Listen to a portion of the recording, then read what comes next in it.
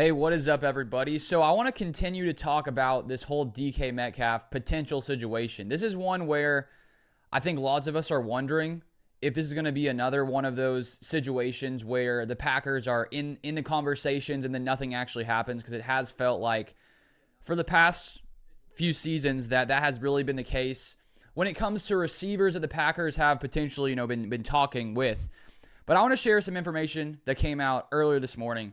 And if you guys have been following the entire news cycle regarding DK Metcalf, to start off, in the past week or so, it initially came out from Corbin Smith that he said one team to keep close tabs on the Packers. A source indicated they have had discussions with Seahawks this week and have an offer on the table that includes a high pick and a young receiver on roster to acquire Metcalf. Obvious connection to Schneider as well. And then Peter Bukowski also confirmed that. And then we had Matt Schneidman saying that, according to his sources, that there hadn't been any of these conversations. Then today we had Mike Garafolo, who is a very respected NFL reporter.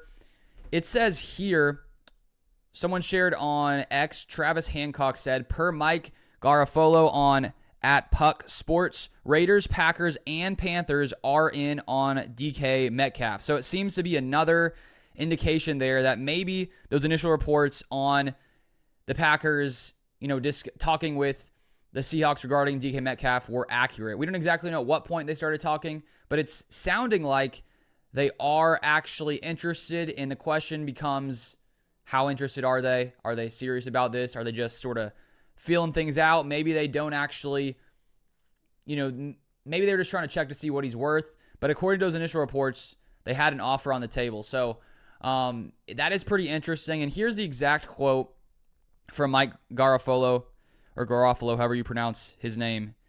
Forgive me if I got that wrong. But he says here on that show at Puck Sports this morning, it was either this morning or last night, I know people are talking about the Packers as well. I'm sure there's interest there as well. So those are the three teams just off the top of my head. Basically what I've heard now in the past couple of days that I would put in the mix.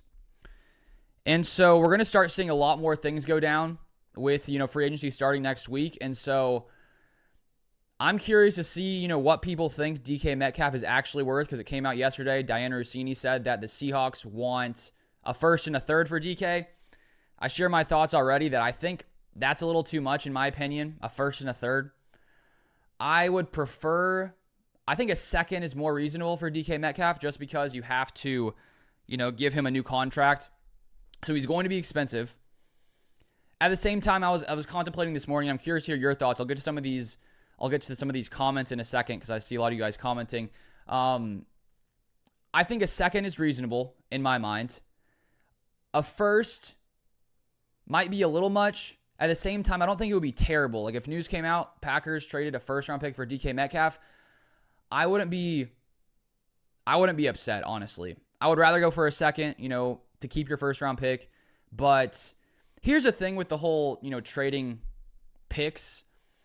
I do think sometimes teams value first round picks too much, especially later first round picks, because I think people are very confident in their ability to draft players. And as we see time and time again, I mean, the bust rate in the first round is like 40 to 50%, 50 to 60%. And so first round picks are not a sure thing. And that's why sometimes I feel like trading first round picks could be smart. Obviously, you can't trade all of them, because then your team is going to be way too expensive, and having those cheap contracts is very, you need to hit on guys in the first round a lot to have a very good team. And I do think, though, sometimes when your team is sort of built in a way where you already have some other players on cheaper contracts, you can sort of take that risk and trade a first round pick for a player. Where in DK Metcalf situation, here's the thing with DK Metcalf. He is a guy who has been incredibly consistent. He has played 15 games in every single season he's been around, 15 last year. And he's a guy who's been around at least close to 1,000 yards every single year. He's had 900 in 2019, 992 in 2024. And Geno Smith wasn't even that great of a quarterback last season. I think Jordan Love is much better. And so I think if DK came in, he would probably produce way better here. He's only 27 years old as well.